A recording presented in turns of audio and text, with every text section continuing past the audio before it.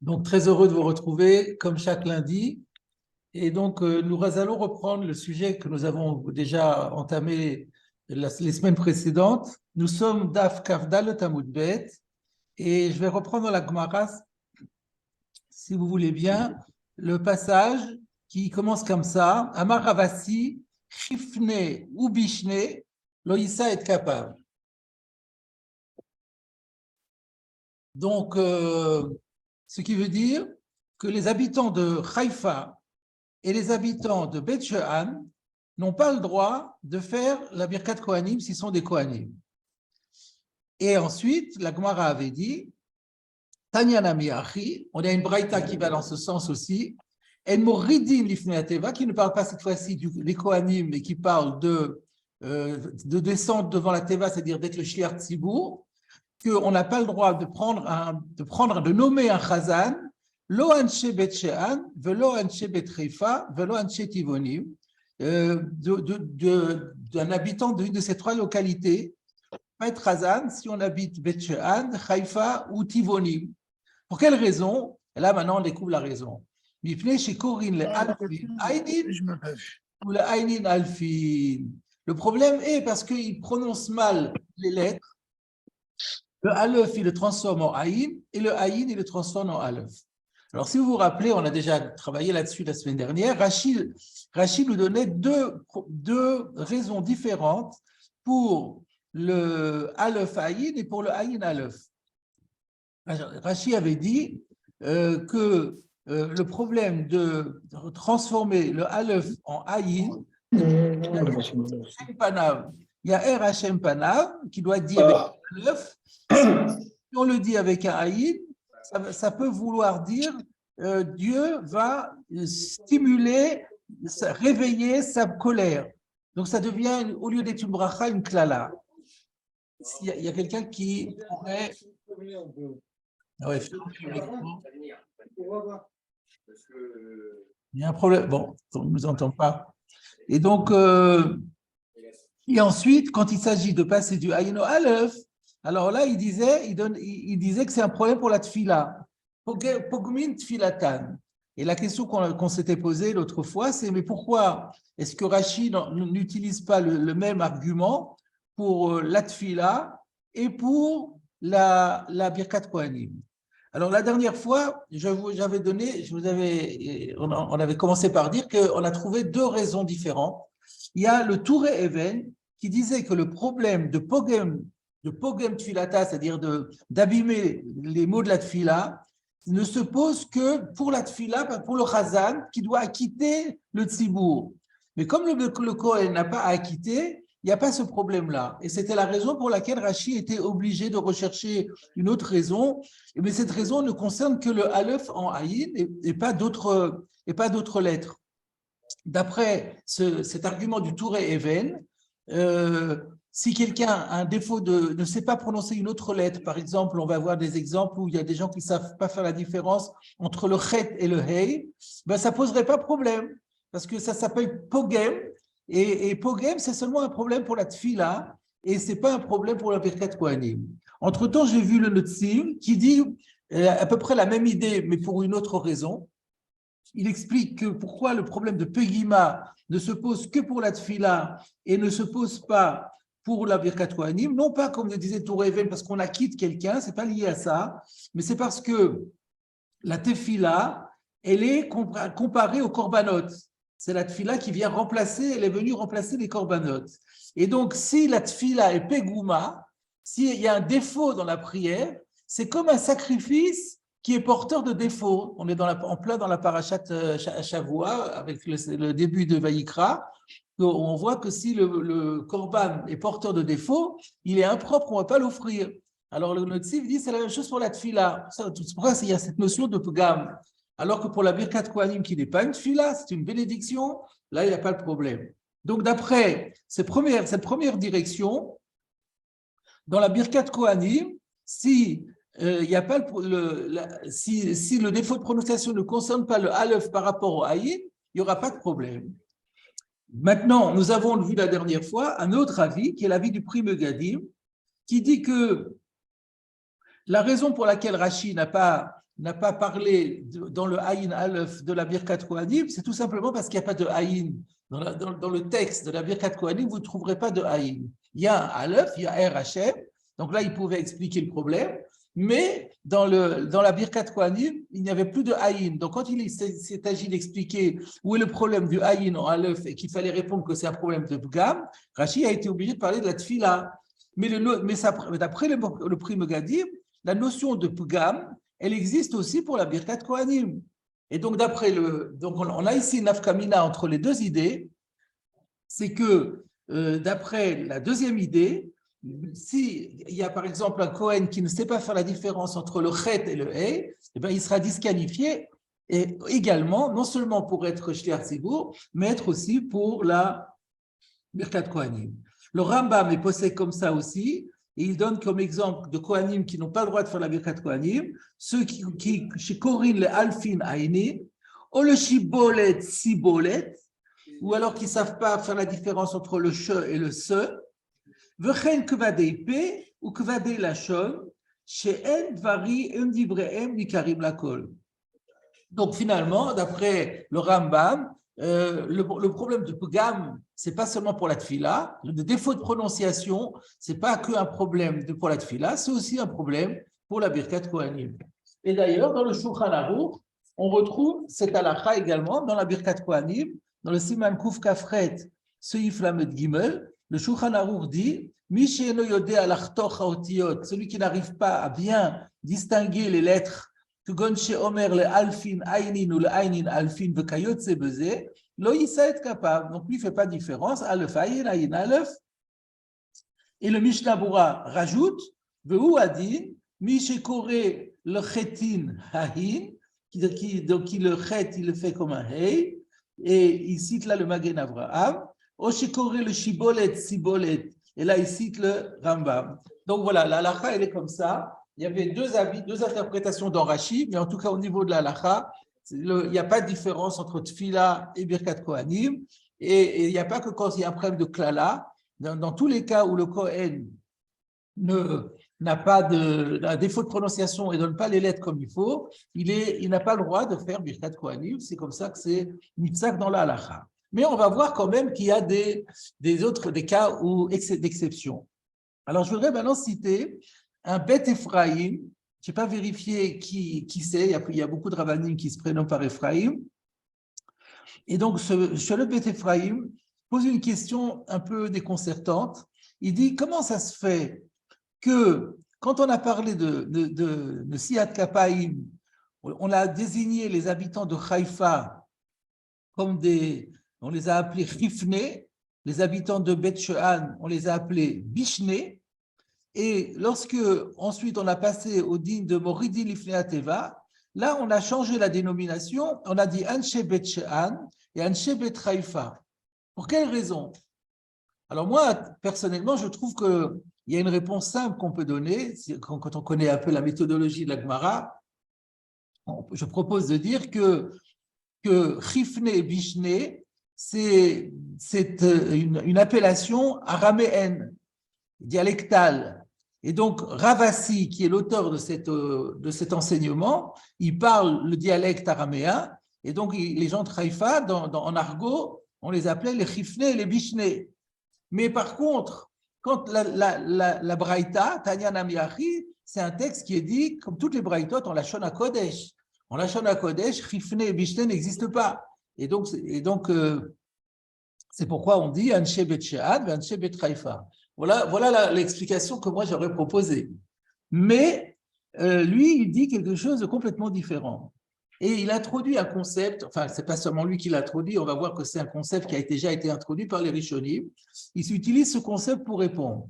Il dit que, en ce qui concerne la tfila, si on se trouve dans un endroit où tout le monde a le même défaut de prononciation, à ce moment-là, on ne considère pas que ça s'appelle Pgam Tfila. C'est seulement dans un endroit où les gens prononcent bien et que quelqu'un vieil prononce mal, alors là, il n'a pas le droit d'être shliach tzibur parce que ça s'appelle Pogam Tfila. Mais si, dans sa ville, tout le monde prononce de la même façon, Donc, ça devient la façon normale de prononcer le mot. Et donc, il n'y a pas de différence entre le tzibour et le shliach tzibour. Et donc, dans ce cas-là, il a le droit de faire la tefila. Alors, ça explique la raison. Mais par contre, dans le Siyat Kapaïm, ça, on ne peut pas le dire. Même si on est dans la ville où les gens ont l'habitude d'avoir ce défaut de prononciation, ça serait quand même interdit. Pourquoi? Parce qu'il y a ce problème de klala. Si par exemple, on prononce le aleph, si toute la ville prononce le aleph comme un aïn, mais le Kohen, lui, il ne peut pas se permettre de prononcer le aleph comme un aïn parce que sinon, ça va être mitparesh que la shon klala. Donc, ce qui veut dire que… Alors, comment est-ce que ça répond à la question? Parce que Chifne et Bishne, c'est les gens de Haïfa eux-mêmes qui s'appellent comme ça. Les gens de Haïfa s'appellent eux-mêmes, en parlant d'eux-mêmes, ils s'appellent des Chifne. Et pareil pour Beth She'al, ils s'appellent les Bishne. Donc, quand Ravasi a employé ce terme de Chifne, c'est pour dire même les gens de Haïfa à Haïfa, ils n'ont pas le droit de faire Birkat Kohanim parce qu'il y a un problème de klala, comme Rachid nous l'a expliqué. Par contre, la Braïta qui ne parle pas de Siyat Kapayim mais qui parle de Tfila, alors elle ne parle pas des gens de Haïfa à Haïfa. Elle parle que des gens de Haïfa qui sont à l'extérieur de Haïfa. Et les gens qui sont à l'extérieur de Haïfa, ils n'appellent pas les gens de Haïfa les Chifne. Ils les appellent Anshe Haïfa, Anshe Bet Haïfa. Voilà comment dit le Bet Ephraïm. Alors, ce qu'il dit est relativement discutable. D'où il sort que les gens de Haïfa s'appellent les Chifne et que les autres gens les appellent Bet Haïfa. C'est pas démontré. Et puis, comme j'ai dit, on pouvait répondre à sa question de manière beaucoup plus simple. Mais l'idée est intéressante. Cette nouvelle idée de dire que si on est dans un endroit où tout le monde prononce comme ça, il n'y a pas de problème. Et bien, ceci est rapporté, d'ailleurs, dans le Mishnah Bora, dans deux endroits. Dans le Siman Nun Gimel par rapport à la Tfila, par rapport au dîme de Shliach Tzibour, il dit qu'à propos de quelqu'un qui prononce le chet comme un hey, ou bien qui prononce le che comme un se, il dit shibolet, il dit sibolet. Et là-bas, le Shulchan Aruch dit qu'il n'a pas le droit d'être Shliach Tzibour. Et le Mishnah Bora rapporte Ve'im kulam medabrim kach, mutar liot shliach tzibur. Si tout le monde dans l'endroit parle comme ça, il a le droit. Et il donne comme source le Magen Avraham au nom du Radbaz. Alors, je vais vous citer le Radbaz, Rabbi David Ben Zimra, qui, comme on le sait, était rabbin au Caire pendant 40 ans. Dans son Chelek Aleph, dans son Siman Shin Tzadidale, dans cette Shuvot, il parle des Kohanim, lui. Il ne parle pas du shliach tzibur, il parle même des Kohanim. Et il dit comme ça. Les Kohanim qui viennent de Grèce, qui sont originaires de Grèce, ils ne sont pas capables de prononcer un che. De Corinne, vihuneka. Au lieu de dire vihuneka, on rencontre souvent des gens qui ne savent pas dire le che. En France, les gens qui savent dire le che, ils disent re. Mais il y a des endroits où, quand on ne sait pas dire le che, on dit vihuneka, ça donne vihuneka. On a demandé au Radbaz s'il peut faire la Birkat Kohanim. Il répond Lo yadati mamakom yeshleshel azou, mais je ne comprends pas quelle est la question, mais Mali alfin ainid, Mali chetin ain. Quelle différence entre la Gemara qui a dit qu'ils n'ont pas le droit de faire la Birkat Kohanim s'ils prononcent mal le Aleph ou ils prononcent mal le Aïn? Quelle différence avec le Hey ou le Chet si on prononce mal? Et là, il rajoute ou Bishlama Bimkomam. Ça va bien si le Kohen se trouve dans son endroit. Ika le Meimar de Kivan Shekulam Korinke Kahu Amifta Shelahem. Là, on peut dire que puisque tout le monde prononce comme cela, c'est la bonne prononciation, c'est leur manière à eux de prononcer l'hébreu. Aval bimkomoteinu, chez kulam korin vichuneka, alors là, ça ne va pas. Donc, le Radbaz, comme vous le savez, est un très grand décisionnaire, donc il a été repris par le Magen Avraham, qui a été repris par le Mishnah Bora, nous fait le distinguo. Si la personne prononce mal une lettre et se trouve dans un endroit où on prononce régulièrement, il est impropre pour la Birkat Kohanim et pour la Tfila, pour le Shliach Tzibur. Par contre, s'il est dans une ville où tout le monde fait comme ça, alors il n'y aura pas de problème. La seule question qui restera, c'est s'il y a un problème de klala. Mais ça, il n'en a pas parlé. Mais disons, hors du cas du problème de klala, dans un cas comme celui-là, il sera autorisé. Et là, ce même din, dans l'Ilchot Birkat Kohanim que j'ai cité tout à l'heure, où le Shulchan Aruch disait que celui qui dit Aleph Aïnin, il ne peut pas être Kohen, et le Mishnah Bora avait rajouté pareil pour Chet E ou Shibolet Sibolet, il rajoute Ve'im kol bnei iro korin kach, mais si tous les gens de la ville lisent comme cela ou prononcent comme cela, mutar lisa kapayim sham beotomakom, il aura le droit de faire la Messiat Kapayim dans cet endroit, et dans le Sharat Tziyun, il rapporte les Acharonim. Donc Acharonim, en fait, Acharonim, Magen Avraham, le Bet Ephraim, mais c'est déjà au nom du Radbaz.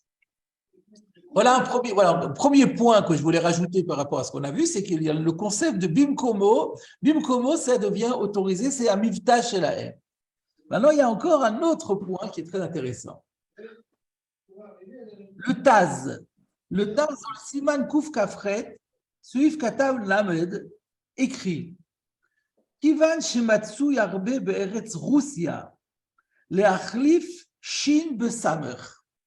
Étant donné que c'est très courant en Russie que les gens confondent le shin avec le samer. Donc, encore une fois, shibolet, sibolet, il dit, le che, il dit ce.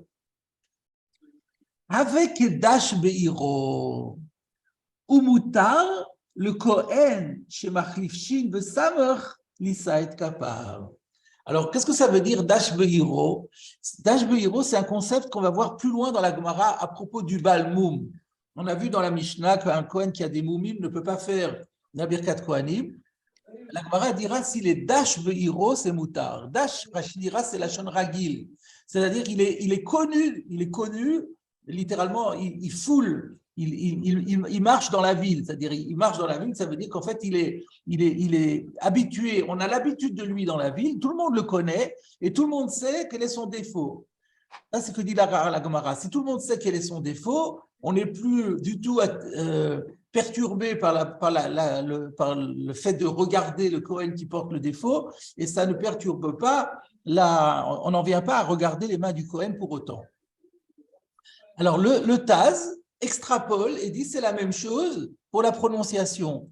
Si on sait que la personne, nous on est dans un pays où on prononce correctement, on prononce le che et le se. Mais il y a un monsieur là dont on sait qu'il zozote et qu'on sait qu'il ne sait pas dire le che, il dit toujours ce. À partir du moment où on sait qu'il fait comme ça, donc on comprend que c'est ça qu'il veut dire et ça ne le disqualifie pas. Voilà ce que dit le Taz. Le prime Gadim. Oui. À Meknes Fez, oui. Par exemple, Meknes, il ne savait pas dire le que. Par exemple, Kadosh, Kadosh, Kadosh, il disait Ados, Ados, Ados. Ben voilà, c'est un très bon exemple, c'est la même chose. Et mais à Fez, il disait Kadosh, Kadosh, Kadosh. Donc, tout le monde savait qu'il y avait ce problème-là, et on ne reprenait pas. Donc, dans la Kdusha, dans le Kaddish et tout, il y avait ce problème de Dash Be'iro. Voilà. Donc, à Meknes, il y avait ce problème-là. Et donc, aujourd'hui, on a fait Tchouva et tout le monde parle comme tout le monde. Ah, formidable. Mais donc, en tout cas, la question à l'Afrique maintenant se pose. Est-ce qu'on accepte donc, le cas de Bekomo, si on est dans le cas de Meknes, par exemple, quand on était à Meknes, la question ne se posait pas. Mais si un Meknassi qui ne sait pas dire Kadosh se retrouve à Fès, est-ce qu'on le laisse faire? On le connaît, on sait que c'est un Meknassi. On le reprenait. On le connaît, on le reconnaît, on sait qu'on connaît son défaut de prononciation. Pour nous, c'est incorrect. Alors, est-ce qu'on peut le laisser faire la Birkat Kohanim et est-ce qu'on peut le laisser faire le Shliach Tzibour? On vient de voir que le Taz dit oui.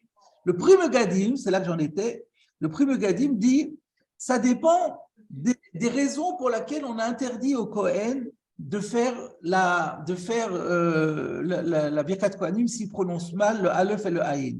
Parce que dans le Levouche, et ça c'est quelque chose de nouveau que je n'ai pas encore cité, dans le Levouche, il donne deux raisons au choix.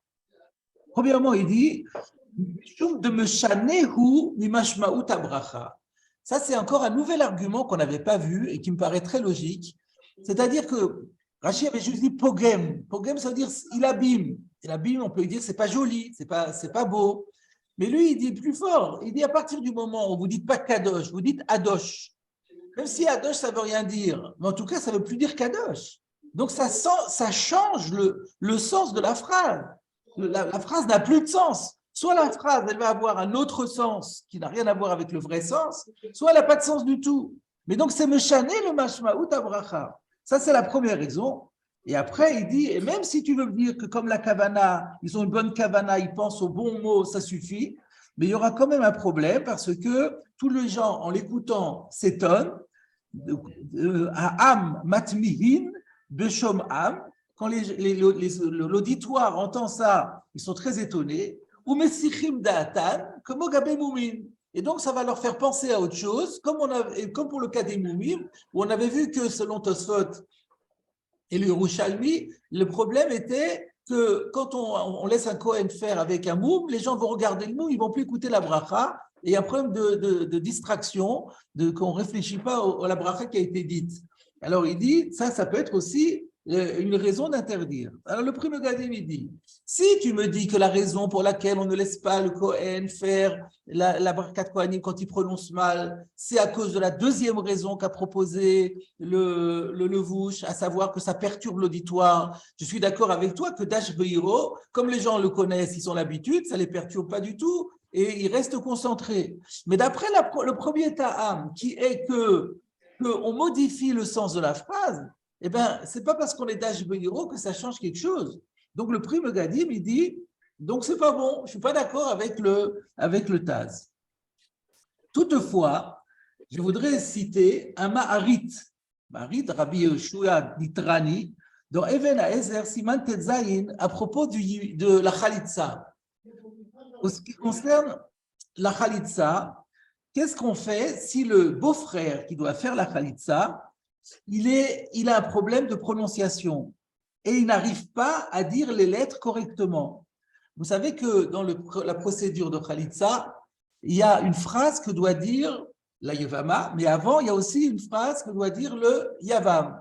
Le Yavam doit dire Lo chafatzti le karta. Non, d'abord c'est la femme qui dit Lo avaya bemi, et après lui il dit Lo chafatzti le karta. Et donc, s'il dit mal, s'il n'arrive pas à prononcer Lo chafatzti le karta, qu'est-ce qu'on fait? La question qui est soulevée par le Maharit. Le Maharit dit Nire de machar sheyodeim anu shekach minago levate otiot beshivush. Il me semble qu'étant donné que les gens savent que c'est comme ça qu'il a l'habitude de prononcer les lettres de manière incorrecte, Zei amirato, c'est sa façon à lui de le dire. Dans la Gemara, quand on a dit que les gens de Haïfa, ils peuvent pas être Birkat Kohanim, parce que là-bas, on parle de quelqu'un qui n'est pas dans son endroit et les gens ne le connaissent pas.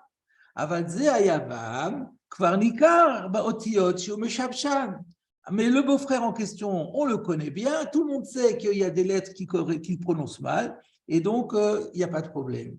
Donc d'après ce Maharit, eh bien même si on va d'après le premier argument du Levouche, qui disait que le problème c'est qu'il abîme la tfila, il change la mashmaout, mais on pourrait dire comme le Taz, que si c'est Dash Beiro, comme tout le monde sait que c'est sa manière à lui de prononcer, Zei Amirato, c'est sa façon à lui de le dire.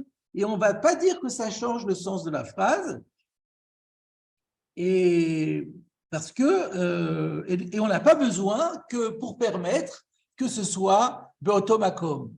Donc vous voyez qu'il y a ici un débat. Donc Bimkomo, dans son endroit, dans l'exemple de Rabbi Malka, à Meknes, il n'y a aucun problème. Maintenant, prends la Meknassi pour lui faire la Birkat Kohanim ou la Sher Sibour à Fès. Là, on a une machloket entre d'un côté le Pri Megadim qui dit non, et d'un autre côté le Taz qui semble dire oui, et qui peut se fonder sur le Maharit.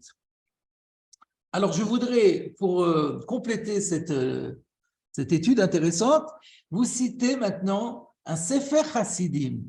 Sefer Hasidim de Rabbi Yehuda Chassid, le Judas le Pieux, donc de l'époque du Moyen-Âge en Allemagne, qui parle dans le Siman Yutret par rapport à la tfila. Je vais vous citer ce qu'il dit, c'est assez intéressant. Im yipale be'enecha alotam amegamgemin belashon bekorin lechet hei ou le shin samach ou le kuf tet ou le resh dalet ech mitpalelim ou ech korim batorah.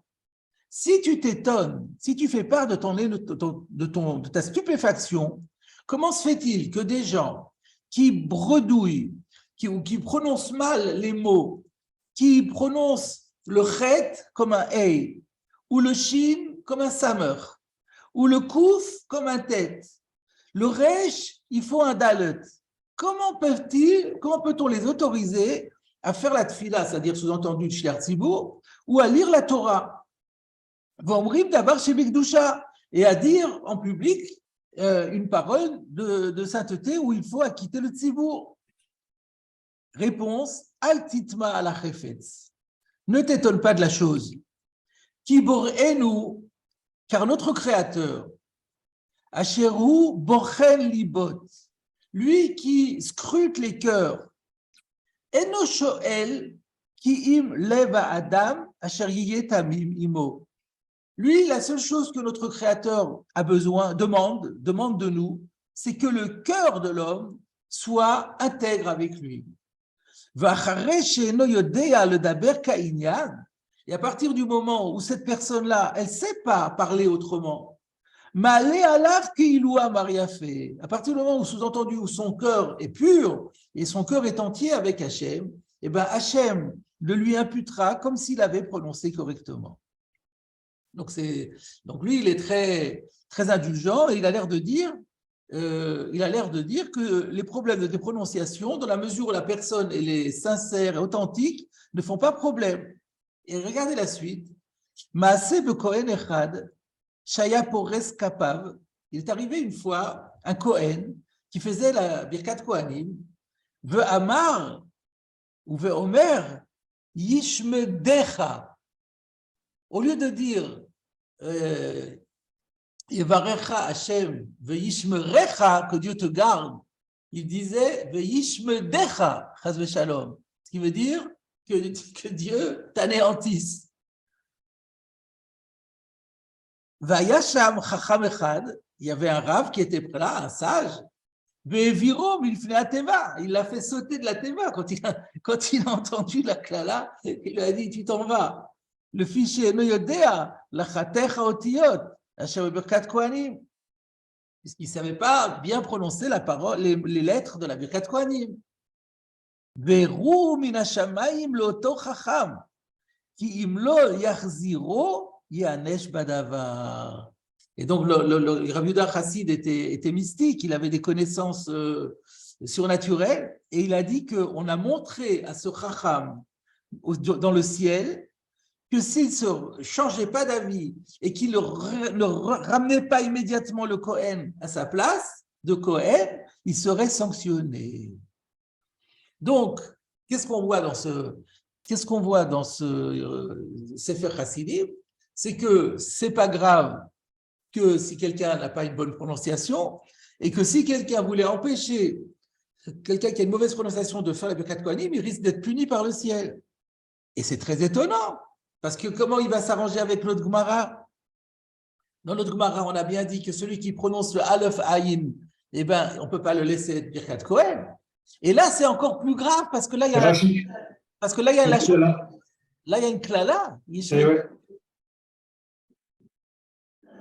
Alors, qu'est-ce qu'on peut répondre à ça?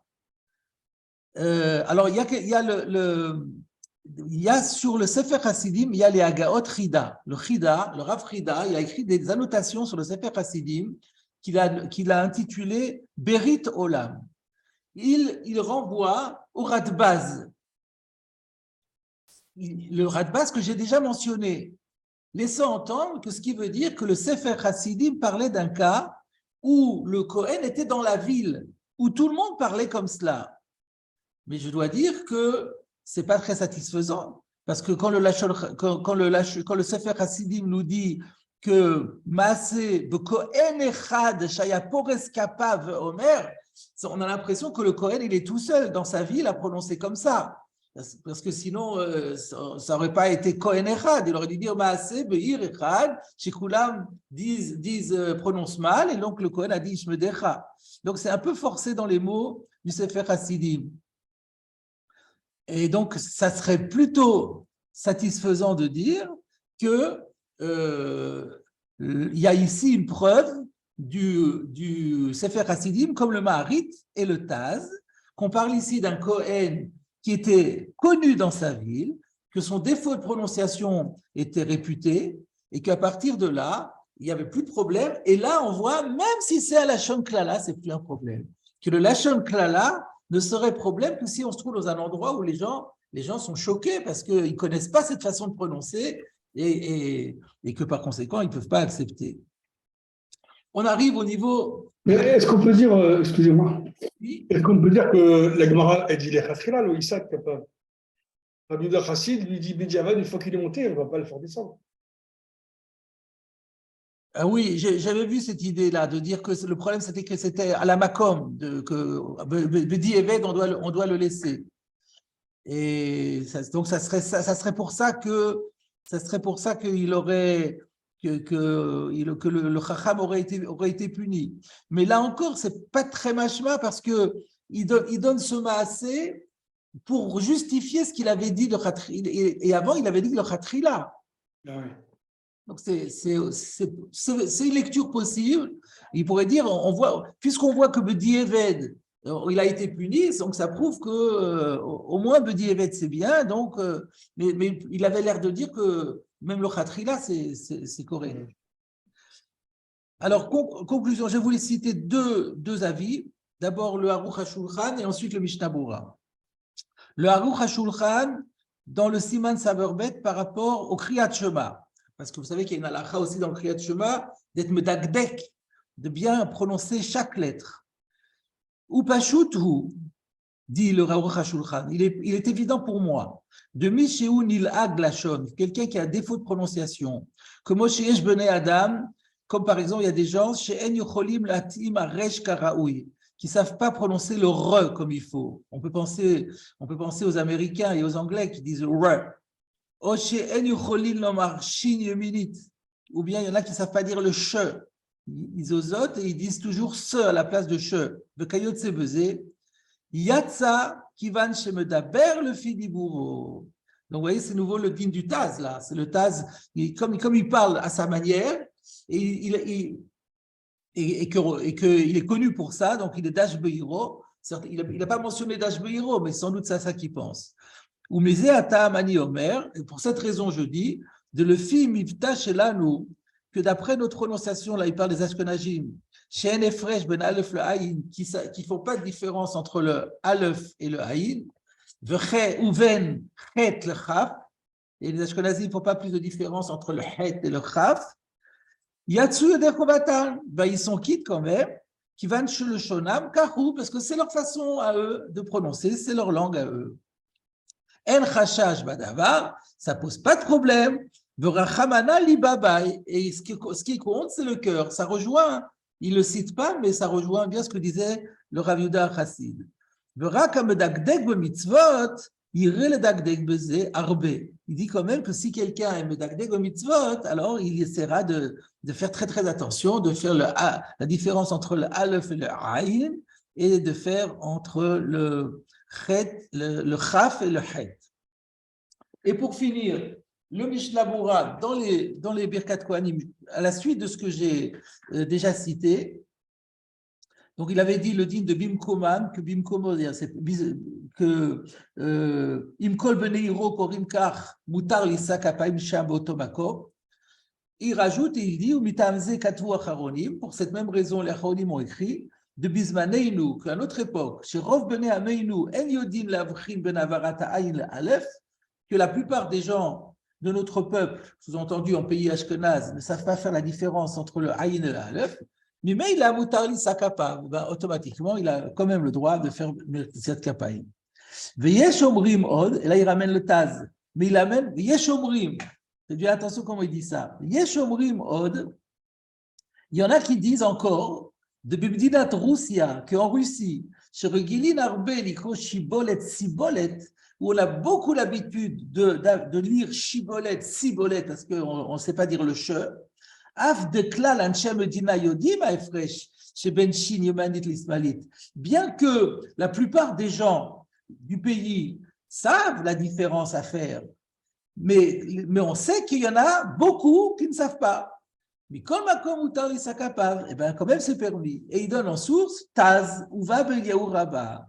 Vous remarquerez qu'il a dit Yeshomrim, c'est-à-dire qu'il a cité le Taz, mais il a laissé entendre qu'on pourrait se baser dessus, mais que ce n'est pas l'avis de tout le monde. Et effectivement, on regarde dans le Sharatsioud, il dit va prime gadim, va graz, me fak pekim alze ayincham. Le prime gadim et le graz, c'est Rabbi Shneur Zalman dans son Shulchan Aruch Harav, ne sont pas d'accord avec ça. Donc, donc il cite quand même qu'il y en a qui ne sont pas d'accord avec ça, mais il laisse quand même entendre qu'on pourrait se baser sur cela. Alors, maintenant qu'on a bien approfondi cette phrase de la Gemara, donc on retiendra qu'il y a un digne de Bimkomo et un digne de Dashbeiro par rapport à la prononciation. Et avec ça, on a bien, donc le digne de Bimkomo, il est admis par tout le monde. Le digne de Dashbeiro, il est contesté, mais on peut se baser dessus en cas de nécessité. On va poursuivre un petit peu encore dans la Gemara maintenant. Donc, je reviens à la Gemara. On est arrivé ici. Amarle Rabbi Chia, le Rabbi Shimon bar Rabbi. Rabbi Chia, qui était un talmide de Rabbi Yehuda Hanassi, a dit à Rabbi Shimon, le fils de Rabbi Yehuda Hanassi. Donc, ils étaient collègues tous les deux, élèves chez le père de Rabbi Shimon. Donc, Rabbi Chia dit à Rabbi Shimon, le fils de Rabbi, il m'allait à ta Lévi, si tu étais un Lévi, Pasulata mina Duchan, tu serais impropre par rapport à Duchan. Alors, le Duchan, c'est littéralement la marche de l'escalier. Il s'agit de la marche qui se trouvait au Beth Amikdash entre la Ezrat Israël et la Ezrat Kohanim. Il y avait une marche, c'était surélevé, sur laquelle les Levi'im se tenaient au moment où ils devaient chanter pour le sacrifice, puisque un des rôles des Levi'im était de chanter des psaumes autour du sacrifice. Alors, il lui dit, toi, si tu étais, tu n'es pas Lévi, mais si tu étais un Lévi, et si c'est sous-entendu, et si on était à l'époque du Beth Amikdash, et que tu chantais, et tu voulais chanter par rapport au Korbanot, mais pas sous la Tamida Duchan, on ne te laisserait pas le faire, tu n'aurais pas le droit de monter sur la marche de Levi'im. Pourquoi? Mishum de Avi Kolcha, parce que ta voix, elle est épaisse. Alors, je ne sais pas exactement qu'est-ce que ça veut dire qu'une voix épaisse, une voix rauque peut-être, en tout cas une voix qui n'est pas esthétique et qui est un peu anormale, qui n'est pas naturelle et donc qui le rendait impropre. Il fallait avoir une voix mélodieuse, ou en tout cas pas le contraire, pas une voix qui était abîmée pour pouvoir être. Alors déjà, je voudrais vous compléter un petit peu cela. Vous avez un petit renvoi au Gilion Hachas qui dit Ayin le el dafkafa le famouda le tosfot diburabatril ilmale. Alors, on l'avait fait il n'y a pas très longtemps, puisque c'était Kafalef, on est Kapdalet. Je rappelle ce que Tosfot disait, c'est intéressant. Tosfot se demandait, il y a des fois où ilmale, ça veut dire si, et des fois ilmale, ça veut dire si ne pas. Ici, c'est si tu étais un Lévi. Mais des fois, ilmale, c'est si tu n'étais pas. Alors, comment ça se fait que des fois, ça veut dire si affirmatif et des fois, c'est si négatif? Et Tosfot avait dit, ça dépend comment c'est écrit. Si c'est écrit ilmale avec un aleph à la fin, comme ilmale, donc vous retrouvez les deux lettres lamed aleph à la fin qui veut dire l'eau, ilmale, ça veut dire si ne pas. Si tu n'avais pas fait ceci ou cela, ilmale mikrakatouv yefshar l'omro, si le verset n'avait pas dit, on n'aurait jamais pu le dire, là-bas c'est si ne pas, parce que c'est écrit avec un aleph. Mais quand c'est écrit avec un yud, c'est si affirmatif. Et là, vous remarquez que c'est écrit avec un yud. Donc, la règle de Tosfot marche très bien. Si tu étais un Lévi, fort heureusement pour toi, tu n'es pas un Lévi, mais si tu avais été un Lévi, tu aurais été impropre pour chanter sur le Duchan, sur l'estrade prévue pour cela au Beth Amikdash. On revient à l'histoire de la Gemara. Je ne crois pas qu'il y ait de Rashi. Si, il y a un Rashi. Et excusez-moi, regardons Rashi. De Avi Kolcha, ta voix est épaisse. Vetania ba kol shochatin. Il y a une braïta dans Choulin d'Afkav Dalet, dans le deuxième chapitre de Choulin, à kol shochatin. Non, on pourrait se raconter le premier chapitre de Choulin, à kol shochatin. Beshilo ou Betolami, Alviim Nifsalim Bekol. Que lorsque le Mishkan est arrivé à Shiloh, et plus tard, quand le Beth Amikdash a été construit, les Lévi'im étaient rendus impropres si leur voix n'était pas correcte. Et c'est à ça qu'il fait donc référence. L'histoire n'est pas terminée, on revient à la Gemara, parce qu'à ce stade, on se demande, mais pourquoi est-ce qu'on nous raconte ça? Est-ce qu'il exclut en disant Shiloh et Betolami? Parce qu'avant, à Givon, par exemple, les premiers endroits où le Mishkan, ou alors quand il y avait le Heter Abamot, lorsqu'il y avait le Heter Abamot, les Lévi'im pouvaient chanter n'importe où. Alors, donc, on revient à la Gemara. Ata Amarle la voix. Alors, Rabbi Shimon, il est allé, il a raconté à son père, il a dit, t'as vu ce qu'il m'a dit, Rabbi Chia, il a dit que si j'étais un Lévi, j'aurais pas pu monter au Duchan. Amarle, alors Rabbi lui a dit, Zil et Malé, eh bien, tu sais quoi, va lui dire que chez Atamagia Etzel Vechiketi Lachem, quand tu arrives au verset qui dit Vechiketi Lachem, c'est quoi ce verset? C'est dans Isaïe, chapitre 8, verset 17. Vechiketi Lachem amastir panav mi bet Yaakov, j'attends Hachem qui voile sa face, qui dissimule sa face à la maison de Jacob, qui vetilo, j'espère en lui. Donc, c'est un verset qui dit qu'on espère que Dieu va se manifester. Ok? Quand tu arrives à ce verset, l'onim tseta mecharef ou megadef, est-ce que tu n'es pas en train de blasphémer et de maudire?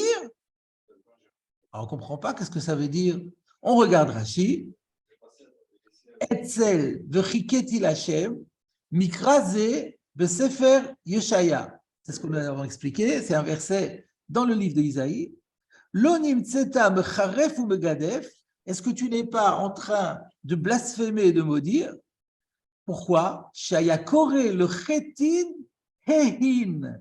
Parce que Rabbi Chia, il avait un défaut de prononciation. Maintenant, on comprend pourquoi ça a été rapporté ici, cette histoire, puisqu'on était en train de parler des gens qui ont le défaut de prononciation.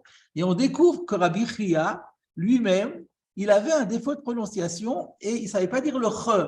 Le ch, il prononçait e. Niré que Omer vehiketi. Donc, du coup, au lieu de dire vehiketi l'Hachem, j'attends Hachem, ça donne vehiketi l'Hachem chas v'shalom, ça voudrait dire je vais frapper Hachem chas v'shalom. Donc, c'est un vrai blasphème.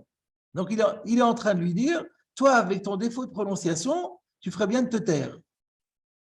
Ce qui n'était pas très charitable de la part de Rabbi, a priori. Et le Yavetz dit, oui, mais ça arrive, on a vu ça même avec Hillel, on a vu ça aussi avec Moshe Rabbeinu, que des fois, il se laisse quand même à exprimer une certaine contrariété. Mais la question qui se pose, c'est qu'on ne comprend pas du tout l'intervention de Rabbi Chia. Qu'est-ce que Rabbi Chia vient dire à Rabbi Shimon bar Rabbi en lui disant quelque chose qui n'a rien à voir avec la halakha, puisqu'il lui dit, si tu étais Lévi, etc. Premièrement, ce n'est pas Nogé à la halakha, il n'est pas Lévi, donc à quel intérêt de lui dire ça? Et même s'il était Lévi, mais il n'y a plus de Beth Amikdash. Donc de toute façon, les Lévis ne chantent plus. Donc pourquoi Rabbi Chia lui dit ça? Pourquoi Rabbi Shimon est offusqué? Et pourquoi Rabbi est contrarié au point de lui dire une phrase qui est quand même assez dure de la part d'un maître comme Rabbi? Alors, je voulais vous citer une réponse magnifique du Khatam Sofer, qui une fois de plus montre le niveau de la profondeur de sa réflexion, de son intelligence. Le Khatam Sofer se trouve dans ce Sheilot Utshuvot, Or HaChaim, Siman Yud Bet.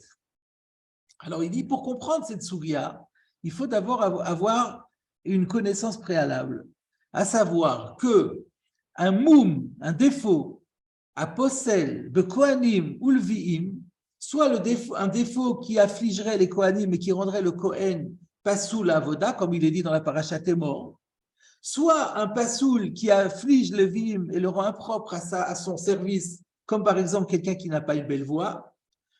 Possel, Gamken de Sanhedrin, ça le rend impropre pour devenir membre du Sanhedrin. Quelqu'un qui est porteur d'un moum de Kohen ou moum de Lévi, devient impropre, on ne peut pas être recruté comme être membre du Sanhedrin. Et du coup, la phrase de Rabbi Chia prend tout son sens. Rabbi Chia dit à Rabbi Shimon, le fils de Rabbi, toi, tu as un problème avec ta voix. La voix que tu as, c'est un défaut qui rendrait pas sous les Levi'im. Puisque c'est un défaut qui rendrait pas sous les Levi'im, et ben du coup, tu ne pourras pas siéger au Sanhedrin.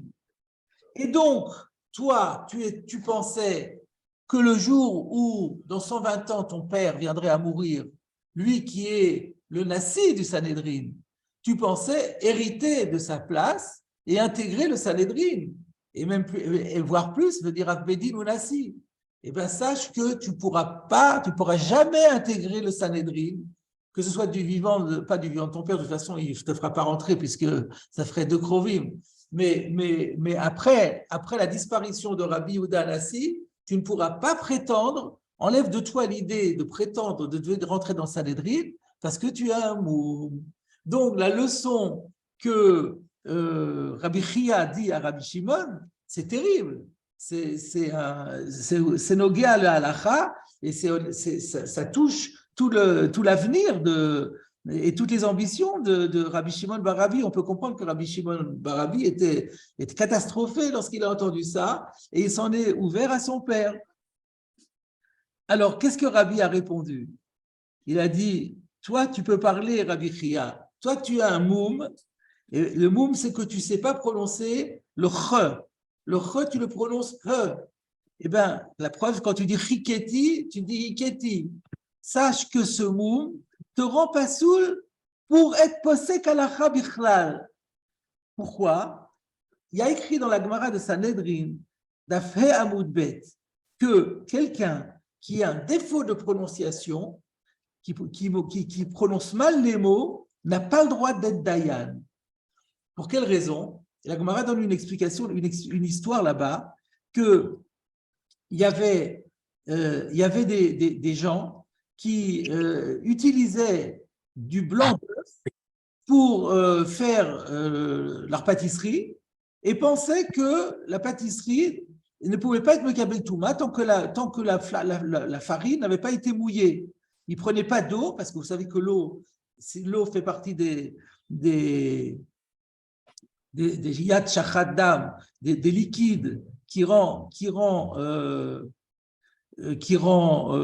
l'aliment apte à recevoir l'impureté. Et donc, ils n'ont pas mis d'eau, mais ils ont remplacé ça par des blancs d'œufs, se disant que ça ne pose pas de problème. Et lui, il leur avait enseigné. Non, c'est le contraire. Eux, ils n'avaient pas. Lui, il leur avait enseigné que le blanc d'œuf ne fait pas partie des 7 liquides Yad Shachat Dam qui rendent Ercher la Touma. Effectivement, le blanc d'œuf ne pose pas de problème. Et donc, il leur avait dit, vous pouvez les utiliser largement, ça ne pose pas de problème par rapport à la Touma.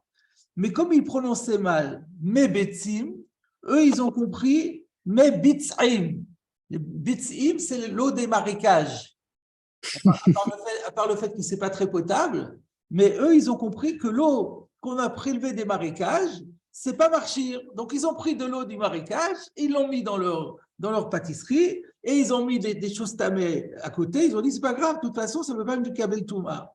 Et tout ça, c'était parce qu'ils prononçaient mal et qu'ils ont mal interprété la lacha qu'ils leur donnaient, elle était juste, mais comme ils l'avaient mal prononcée, ils l'ont mal interprété et ça a donné des catastrophes.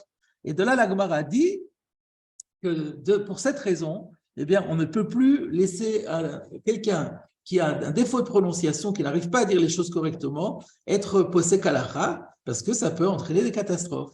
Alors, donc, Rabbi dit à Rabbi Chia, tu ne peux pas te mêler de halakha parce que tu es impropre à l'halakha. Tu ne peux pas dire la halakha à cause du défaut de prononciation que tu as. Donc voilà, ça donne évidemment un relief et une dimension à cette anecdote qu'on ne comprenait pas du tout. On comprend ici que les enjeux sont énormes. Merci là, Oui. Oui, juste une petite question là, qui me préoccupe. On voit ici, est-ce que dans la halakha, parce qu'il n'y a pas aussi une considération que si quelqu'un, bon, quand on a un défaut, c'est un défaut.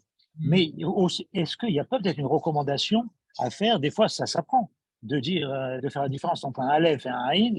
Et aujourd'hui, il y a des orthophonistes qui font très bien ça. Bon, ça veut dire pourquoi est-ce qu'il y a pas quelque part où il y a des instructions qui ont dit le chazan, ou ceux qui sont habilités à faire un certain nombre de services, ah ben, il faut travailler là-dessus, c'est tout. Qu'il y a un défaut, c'est une chose. Mais je pense qu'il y a beaucoup de situations où on peut l'apprendre. De toute façon, c'est quelque chose qu'on peut expérimenter facilement. C'est une bonne transition par rapport au Tosfot.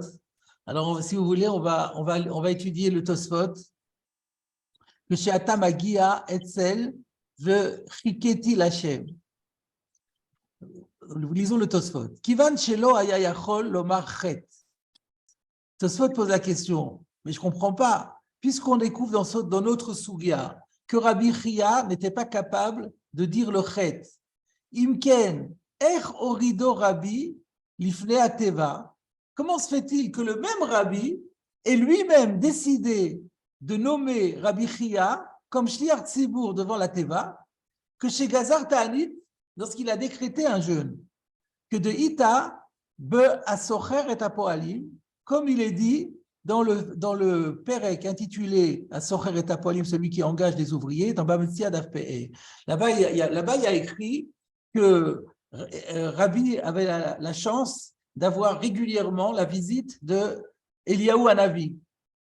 Eliyahu Hanavi, à un moment donné, il est arrivé en retard. Il lui a demandé pourquoi tu es arrivé en retard. Il a expliqué que parce qu'il s'occupait d'Abraham, Yitzhak et Jacob, et il était obligé de les faire alternativement, parce qu'il n'avait pas le droit de les regrouper ensemble, parce qu'ils avaient un cohort fila tellement fort que si les trois s'étaient retrouvés ensemble, ils auraient prié pour la venue du Mashiach, le Mashiach serait venu immédiatement. Et Hachem ne voulait pas que le Mashiach vienne immédiatement. Et donc, c'est pour ça que Eliyahu Hanavi était obligé de séparer les trois patriarches. Alors, Rabbi Yehuda Hanassi demande à Eliyahu Hanavi, et nous, parmi nous, chez les hommes, on a quelqu'un qui est capable d'avoir un cohort fila comme les Havot? Il dit, oui, il y a une personne, c'est Rabbi Chia. Alors Rabbi a dit, bah, du coup, je vais faire venir le Mashiach. Et il a décrété un jeûne, et il a nommé Rabbi Chia comme Shliach Tzibour. Et alors, quand il a commencé à faire la Chazara, il a dit Mashiva Ruach, il s'est mis à souffler en tempête. Morid Geshem, il y a la pluie qui s'est mise à tomber. Et le Mashiach qui commençait à se préparer à venir. Alors, Akadosh Baruch Hu est intervenu et il a réduit au silence. Et sinon, le Mashiach serait venu. Voilà l'histoire. Donc, la question de Tosfot est, mais comment Rabbi a-t-il pu se permettre de nommer Rabbi Chia, alors que Rabbi Chia, on n'avait pas le droit, par définition, il rentrait dans le cadre de ce qu'on n'a pas le droit. En moridi lifnei teva, les gens qui ne savent pas prononcer le chet et le he. En moridin lo me'anshe Haïfa, velo me'anshe Bet She'an, le fils chez Corinne, le alfin, aïnim, ou l'alin, alfin. On a vu chez nous qu'on ne peut pas prendre comme Shliach Tzibour des gens de Haïfa, les gens de Bet She'an, parce qu'ils ne savent pas prononcer l'alf et le haïn. Et lui, Rabbi Chia, c'est pareil, il ne savait pas prononcer le chet. Yesh lomar, de Kshaya mitkaven likrot achet, kore ota shapir al de Torah. La réponse que Tosfot propose est que s'il faisait vraiment attention de lire le chet correctement, c'est ce que disait Chai, il peut le lire bien, mais à l'idée Torah, mais évidemment en se fatiguant. Avec effort, il pouvait arriver à prononcer le chet correctement. Avalo haya bekal, mais c'était pas facile. C'était pas facile, mais c'était possible. Ou le fils chez Amarle, Eliyahu, chez Aliado, Temaher Ageoula. Et étant donné que Eliyahu Hanavi avait dit à Rabbi que grâce à Rabbi Chia, la Goula pouvait venir, alors même si c'était pas facile, Eh bien, Rabbi a dit, tant pis, c'est pas grave, l'enjeu, on veut largement la chandelle, et c'est pourquoi il l'a nommé comme Shliach Tzibur. Alors, ça c'est